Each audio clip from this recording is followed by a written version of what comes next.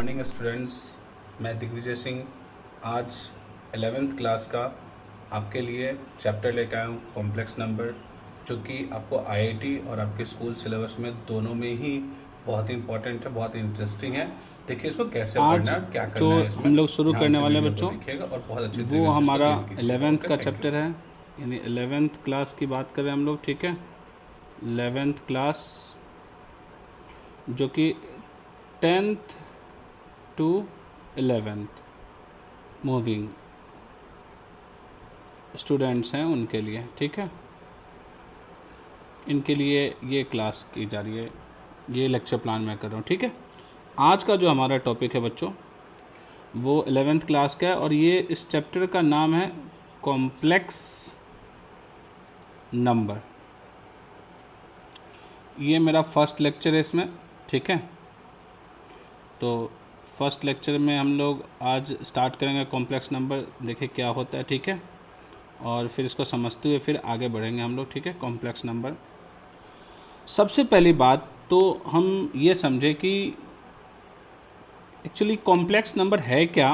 तो मेरे बच्चे, ये इसमें दो तरह के नंबर्स हैं, यानी दो तरह के नंबर से मिलकर बना हुआ complex number. The first one is real numbers और second one is imaginary numbers, ठीक है। इमेजिनरी नंबर,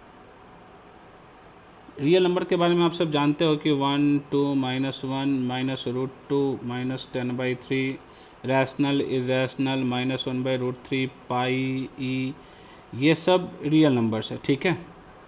इमेजिनरी नंबर के बारे में आप नहीं जानते। रियल नंबर्स के बारे में basically numbers on the number line, जो भी नंबर्स नंबर लाइन पे होते हैं उनको रियल नंबर बोलते हैं, ठीक है बच्चों। आज हम लोग के पास एक नए तरह का नंबर आया है और इसके बारे में हम लोग इसके बारे में समझेंगे। तो एक इक्वेशन आया मैथ्स में, x² + 1 = 0।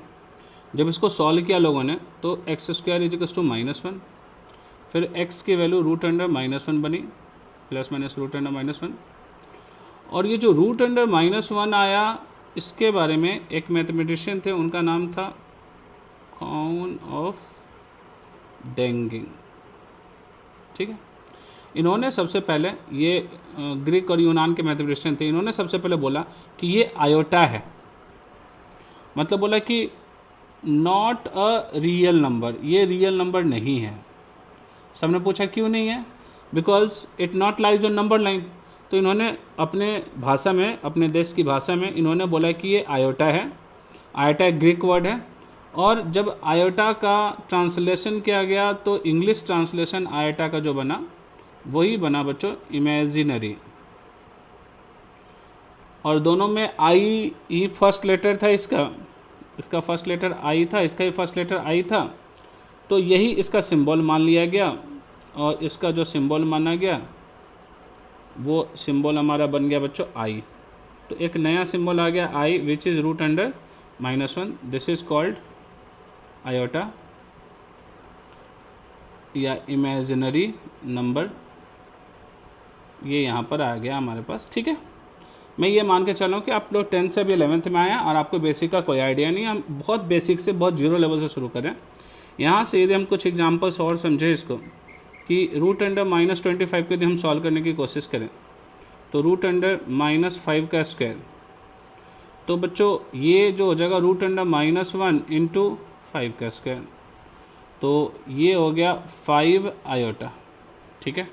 √(-16) की बात करें तो ये हो जाएगा, यहाँ पर यदि हम समझने की कोशिश करें तो ये जो वैल्यू है ये आयोटा है, और ये जो वैल्यू है वो 4 है। तो यदि दोनों को कंबाइन करके लिखें तो इट विल बी 4 आयोटा, यानी √(-9) को हम लिखें तो इट विल बी 3 आयोटा, ठीक है। यानी आयोटा इज √(-1), और उसके टर्म्स में हम सारी चीज़ों को लिख सकते हैं बहुत आसानी से, ठीक है। अब थोड़ी बातों को और आगे बढ़ाते भी, तो हमने क्या देखा कि आई आ गया हमारे पास √(-1). तो यदि कोई हमसे पूछे कि i² कितना होगा तो ऑफकोर्स इट विल बी -1। कोई हमसे पूछे कि i³ क्या होगा, i³ को हम लिख सकते हैं i² गुना i। अच्छा, i² is -1, -1 is into i, it will be -i। I4 हो जाएगा आई स्क्वायर का स्क्वायर, यानी -1 का स्क्वायर, इट विल बी +1।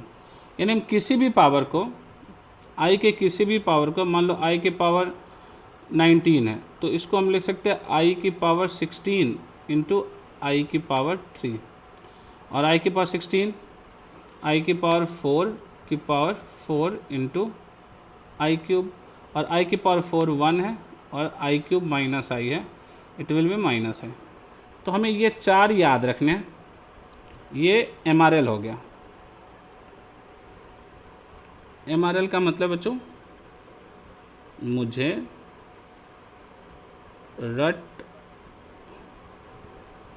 लो, ये चारों रट लेना है हमें, और इसकी मदद से हम बाकी सारे निकाल सकते हैं। अच्छा, आई की कोई भी फॉरेन का फॉर्मेट होगा तो इसकी वैल्यू 1 होगी, ठीक है। एन जहाँ की कोई भी इंटीजर हो सकता है, जैसे मान लो I4, I16, I12, I100, कुछ भी, I104, I204, इन सब की वैल्यू 1 ही होगी फिक्स, ठीक है। तो यदि हमारे पास कोई क्वेश्चन आता है, सपोज हमारे पास एक क्वेश्चन आ जाता है बच्चों, हमारे पास एक क्वेश्चन आ जाता है क्या, कि आई की पावर 33 प्लस आई की पावर 37 प्लस आई की पावर 19, तो हम इसको लिख सकते हैं 32, 36। अच्छा, आप ये देख रहे हैं, हम एक चालाकी कर रहे हैं, कि हमें सबको जो सेट कर रहे हैं, set all powers in form of 4n, क्योंकि i की पावर 4n तो 1 हो जाना है। तो ये जो सेटिंग हमारी है वो काम आएगी, ये वाली वैल्यू हमारे हर जगह काम आते जाएगी, ठीक है। अब इसकी मदद से हम यदि समझने की कोशिश करें, तो इसकी मदद से हम यहाँ पर इसको लिख सकते हैं क्या, देखना ध्यान से, ये वाली वैल्यू 1 हो जाएगी, ये वाली वैल्यू 1 हो जाएगी, ये वाली वैल्यू 1 हो जाएगी, ठीक है। तो बच्चों ये वैल्यू कितनी आगे बचेगी हमारे पास, आई प्लस आई क्यूब। तो आई प्लस आई और आई क्यूब माइनस आई होता है। हमें ये 4 याद ही रखने हैं, और ये हमारे पास आई आ गया। हमें याद क्या रखना है, इम्पॉर्टेंट टू रिमेंबर, क्या याद रखना है कि आई तो आई बोलते हैं, आई स्क्वायर को माइनस आई बोलते हैं, आई स्क्वायर को -1 बोलते हैं, ठीक है। आई क्यूब को माइनस आई बोलते हैं, और I4n को 1 बोलते हैं, ठीक है। ये याद रखना है हमें, ठीक है, हमेशा क्वेश्चन करते हुए। जैसे हमारे पास और क्वेश्चन आ जाए, सपोज करो और सारे क्वेश्चन आ जाए, जैसे क्वेश्चन आ गया आई की पावर 135, तो हम क्या करेंगे, आई की पावर 132 इंटू आई की पावर 3 लिख दिया, ये हो गया 1 into minus I, answer will be minus I. बहुत आसानी से हम निकाल सकते हैं कोई भी और क्वेश्चन आ गया। सपोज करो हमारे पास क्वेश्चन आ गया बच्चों, -√-1 रेज टू पावर 4n + 3, तो इसको हम लिख सकते हैं -i की पावर 4n + 3, इसको लिख सकते हैं -i की पावर 4n इंटू -i की पावर 3। तो जैसे कि हम जानते हैं -1 की पावर 4n इंटू आई की पावर 4n, -1 की पावर क्यूब इंटू आई की पावर क्यूब। तो बच्चों ये जो वैल्यूज है आपके पास, ये वाली वैल्यूज, ये जो वैल्यूज है बेसिकली, ये नहीं, इनकी वैल्यूज हम बहुत आसानी से लगा सकते हैं। ये हो जाएगी 1, ये भी हो जाएगी 1, ये हो जाएगी -1, और ये हो जाएगी -i। तो आंसर हो जाएगा हमारे पास i, ठीक है। तो बहुत आसानी से हम सॉल्व कर सकते हैं। और क्वेश्चन हो सकते हैं अपने पास, जैसे मान लो √10⁻25 + 3√-4 + 2√-9, सॉल्व करने वाले में, ठीक है। तो ये हो जाएगा 25 का रूट हो गया 5 बच्चों, और -1 का रूट हो गया 5i, और ये हो जाएगा 3 × 2i, ये हो जाएगा 2 × 3i, तो कितना हो गया 5i + 6i + 6i, तो 17 है हमारा आंसर होगा बच्चों, ठीक है। बहुत आसानी से हो गया। अब हम इस पर और कुछ देखना चाहें, यदि ऐसे क्वेश्चन है हमारे पास, सपोज करो कि भी i की पावर 0, i की पावर 2, i की पावर 4, i की पावर 6 से लेकर i की पावर 2n, इसको सॉल्व करना है। तो यदि हम इसको सॉल्व करने की कोशिश करें तो ये वैल्यूज हमारे पास क्या आ जाएंगी, 1 - 1 + 1 - 1 + 1 - 1 ऐसा आता जाएगा n टर्म्स है। अब it will depend on n, ये n पे डिपेंड करेगा बच्चों, ठीक है। अब यहाँ पर i की प्रॉपर्टी को हम समझे तो एक बहुत ही खास प्रॉपर्टी आती है यहाँ पर, जो हम पहली प्रॉपर्टी कह सकते हैं। ये है i की n, i के 4 लगातार पावर्स का सम 0 होता है, कहीं से शुरू करके कहीं तक ले जाओ, 4 लगातार पावर्स का सम क्या होता है बच्चों, 0 होता है। ये बहुत ही खास बात है। यानी इस पे हम यदि इसके प्रूफ को देखें तो ऐसे देख सकते हैं, i की n × i, i की n × i की n × i क्यूब, ठीक है। i की n कॉमन ले लिया बच्चों सब में से, हमारे पास आ गया 1 + i + i² + i cube, i की n कॉमन है बच्चों, 1 + i - 1 - i, और ये हो गया i की n × 0, ये कट जाएगा और ये कट जाएगा, ठीक है, इट विल बी 0। तो इस तरह से प्रॉपर्टी हो गई। मतलब इसका मतलब क्या समझना है, मतलब समझना है कि i की 55 + i की 56, i की 57, i की 58 0 हो जाएगा, कहीं से भी शुरू करें 4 लगातार का सम 0 होगा।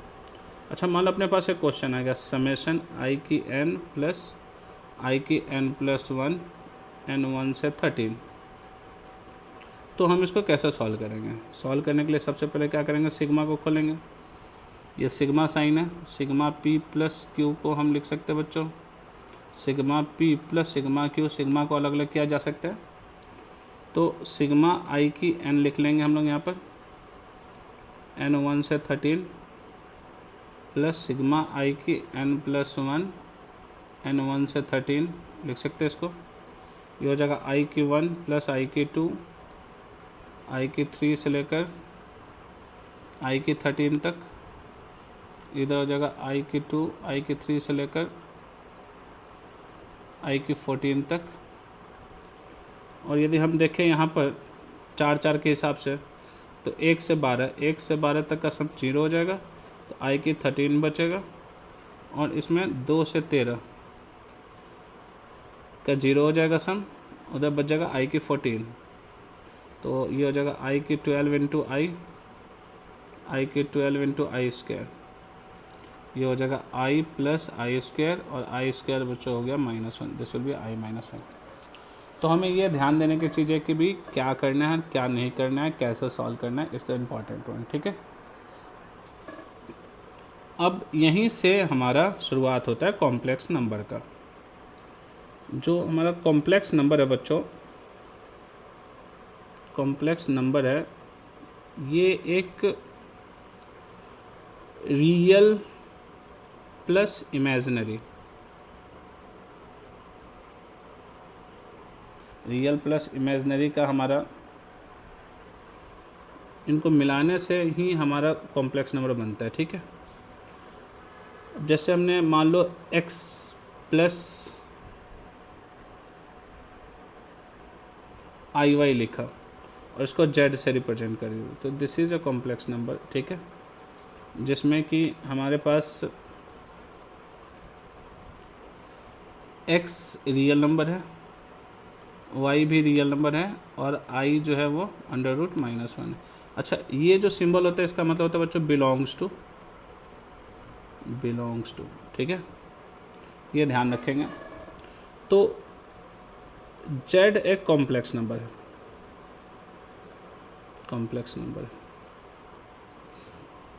यानी हम एग्जाम्पल लिखना चाहें तो 2 + 3 आयोटा, 7 - 5 आयोटा, या 1/3 - आयोटा इंटू 2/5, या 2 - 5 आयोटा बाई 7।